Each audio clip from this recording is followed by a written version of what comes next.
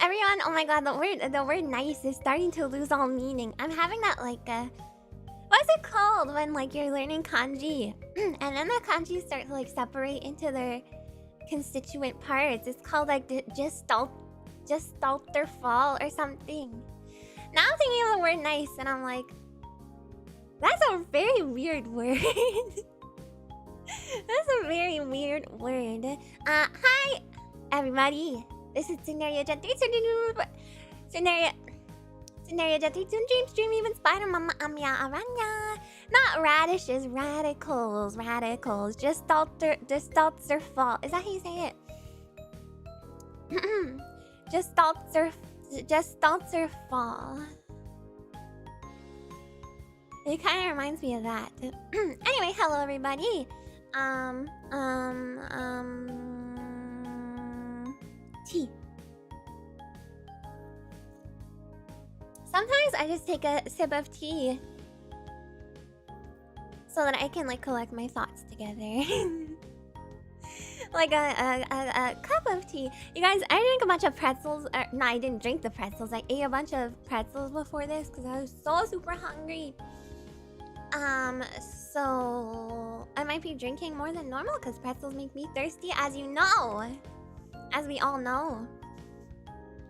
Also, I have a device in my hands right now. And it's called... Listen to this.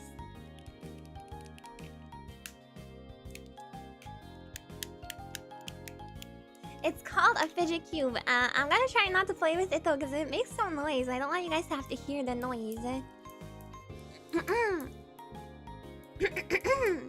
Yeah, I don't want you guys. Sorry, I keep clearing my throat. My throat is dry from the pretzels because they made me thirsty. I like it, but I'm gonna have to put it down. I think because you guys are gonna hear it the whole time probably, and it's gonna be so annoying. Okay, wait, I forgot to start to say hi to people. Now there's so much talking. Oh no. Hello Inyan, hello John King and Jason and Sturm and Pandaman and Akatsuki and Batsu and Doggo and Mano Mao and Anonymie and Koala Slime and Nise Momo and Gildrian and Gento and Guile and Big Guy and Jason. Why am I whispering? And Shook Their House and Blau. And hello to Sumptuous Potato and hello Jamal and hello Turbo and Buckwheat and Queen Ganyu and Nyaruko and Bionic Hippo. Oh, you asked what tea I was drinking. I'm drinking Genmaicha.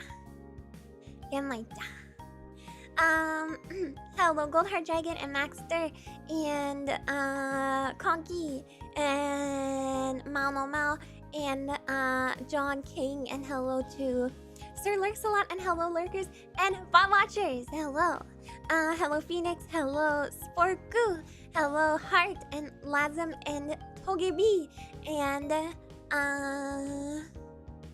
hello Naznaboyer. Hello Otori Golden. Hello Mauricio. Hello Mustel. Hello Cryostite. Hello Light and Pudstorm and Yuku and Plenum and Pumpkin Milk. Oh my god, that's a cursed.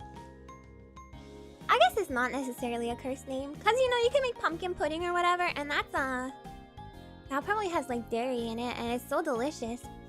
Star Pop, hello to ZR, hello Gento, hello Berserk Rage and Yuki and Bin and Precise and hello Iskender and Tomo and Don Padre and Kyoku and Tom and hello to No Sung and Mephi and Uncle Red and Looney and Shisupon, hello Mab, hello Rain and Marv and Cyrus and Domingo and Thunder Slap and hello to Shrike and hello Blooper, hello Gaio, hello Memento Boring, hello Espers, hello to Best Squid, hello to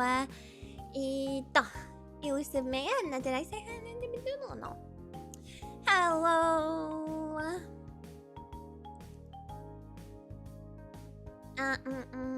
Hello Wilson. Hello to Otori Golden. Hello Riley. Hello Movict and Cosmic Spear and Pandaman and Attaboy and Absolute Link and Big Guy and Only My Rogan Can't You Didi Masugo. Peace out and Dan Prime and Anime Golem and Millennium Cyborg and Rakshi and Hussar and Putstorm and Temporal Paradox and Koshi and No Fun Zone and Chaos Muffins and Hinge and K7 and Magma Vision. And I'm almost there. Hello Pippa and Jessie. Jesse's mom. That's not the song. Oh, Jesse's Girl is what I'm thinking of. I wish that I had Jesse's Girl. And then we got ourselves a Hutsume, and then we got ourselves a. And then we got ourselves a Lucas and Sprite Junkie and Unusual Heights and Travelberry and Dread Excalibur and Andy and G Merc and Hiders and Domingo and Deathwind and Pajama Pat and Anonymi. I said hi to you, but hi. Pink Dragon and long time no see, been pretty busy lately. That's okay. I think a lot of people have been because of the holidays and all. Kaito, hello, and hello Neravarine and Vite and Bubon. Oh, there's so many guys here already. Wow, it's taking me so long. But that's a sweet thing. Stacy's mom's got going on. Jessie is Jessie's girl. Hi Mementola and hi Kumikota and Gary Snail and Gamata and Mr. Front and Kiba and Big Simp and Rock and Prime. There we go. I got everyone. I'm pretty sure. Gary Snail, thank you. Mama. I was heads down in something and my cat complained that her show wasn't. Wait, your cat likes to watch me. Meow, meow, meow, meow. I'm saying hi to her. Meow, meow, meow, meow. Did she look or did she hate it? I used RPG Maker VX Ace several years ago and tried a little bit of MV. You know, I'm gonna talk about this in the in the presentation a little bit. Our cat likes to watch you too. Hi, meow. She looked away. Aw. Come back. Musto, thank you so much for the 11 months. Congrats to you, Amiya, and all buckos who I think at the earliest time possible got their pink thread today. Another month for me. Congratulations to everybody who has their pink thread today. Epic. Good job, you guys. Then thank you for the 12 months. Ami, love to you. Yeah. My glasses are bigger and they're also askew. And they're also off kilter. Conky, thank you for the 12 months. 12 months. Hi, Board Clips. I got a call from a debt collector, but it was a scam, but because I don't know anybody. Wait. It was a scam because you don't know anybody? What does that have to do with having a debt? Rain, thank you for the 5 months. And hi, Amiya. Been a whole year since the membership opening stream. That's crazy. Amiya And we drew the Ami buckle together. Where's my Ami buckle? It's right here. Which I have been forgetting to dole out. Dr. Law, thank you so much for renewing your membership. Maybe. Oh, because you don't owe anybody. Oh. Maybe I'll just give you guys a lot. Meow.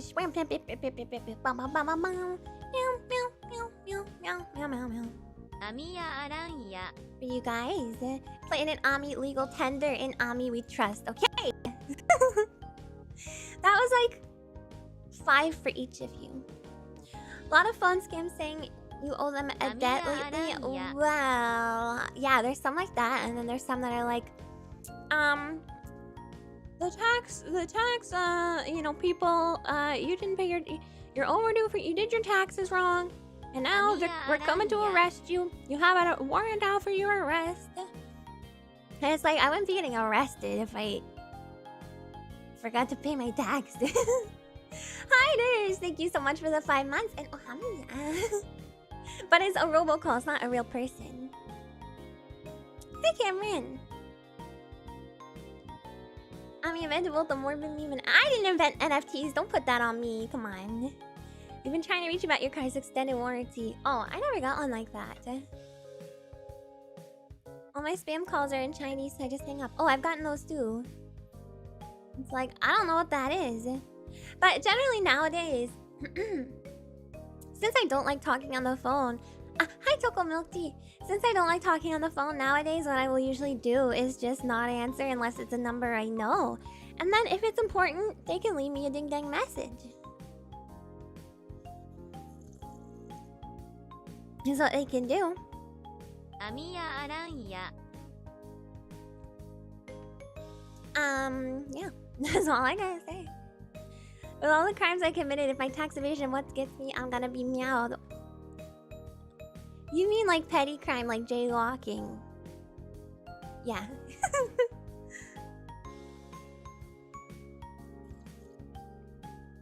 Once I keep telling me there's family in the hospital and they need bills paid. What?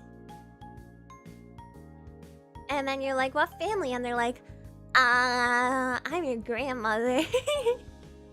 Or I think they do the opposite. I think they will like call older people and then they'll be like, listen, I'm your grandson and I'm in the hospital and I need some money, Grandma. And it's like so sad. It's very sad. Hi, Fanology.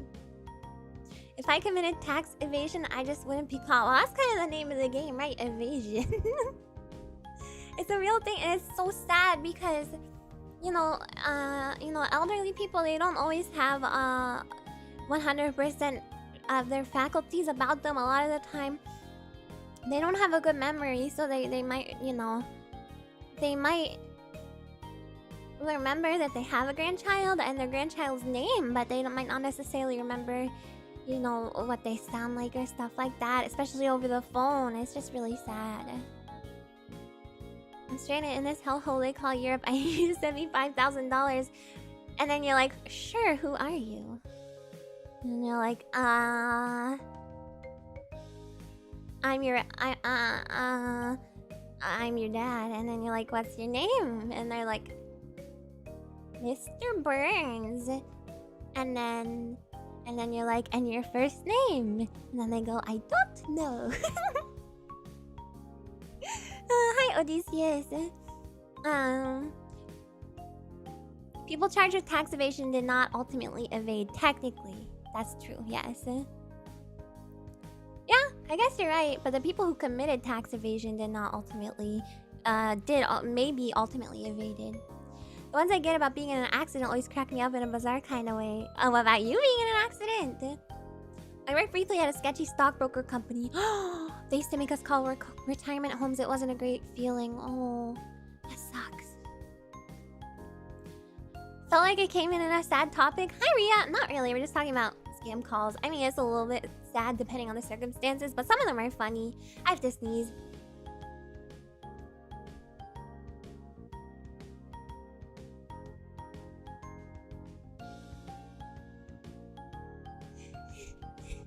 Come back! Come back!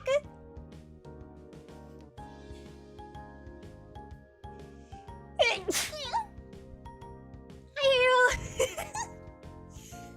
People claim to be the police on the phone, tell the victim someone is gonna rob them and that they'll safekeep your stuff. Then they come over and take all the jewelry and other things. What? That's so sad. Yeah, everyone's talking about how they evade their taxes and stuff. Anyway, I should get started without further ado. Give me 1 second here. Now I got my sneezums out. And I'm also slouching, so I should not do that. Hi, Pitako!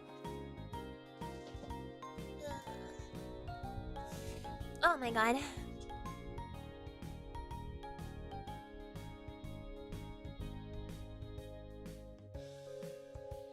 constitutes a black company? A black Yu-Gi-Oh? I guess it... me. I guess it has to do with, like... And hi, Sylvionis. How they treat their employees, Amiya maybe? Aranha. Dread Excalibur, thank you so much for the 4 months. Thank you for all your hard work. I admire your dedication and love the variety of material you enjoy streaming. Keep up the great work. Thank you so much. That's very, very sweet words. Thank you. Hi, John Zero. You're not late. We have not started the lesson yet. Okay.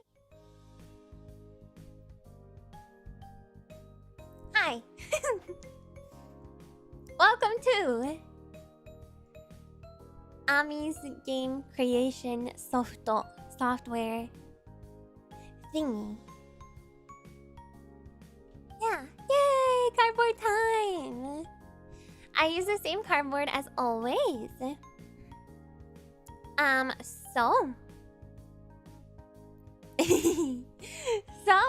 Disclaimer before I get started talking about anything. Wait. Stop. I always say Ami's blah blah blah blah blah thingy. Okay. It's not weird. It's just unfortunate this time around because I always say Ami's maru maru maru thingy. It always says thingy at the end.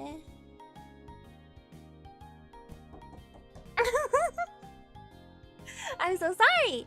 Yeah, is my game creation software. I should put software, but there wasn't gonna be enough room, so I just put soft. No, the thingy is my stress ball. Yes.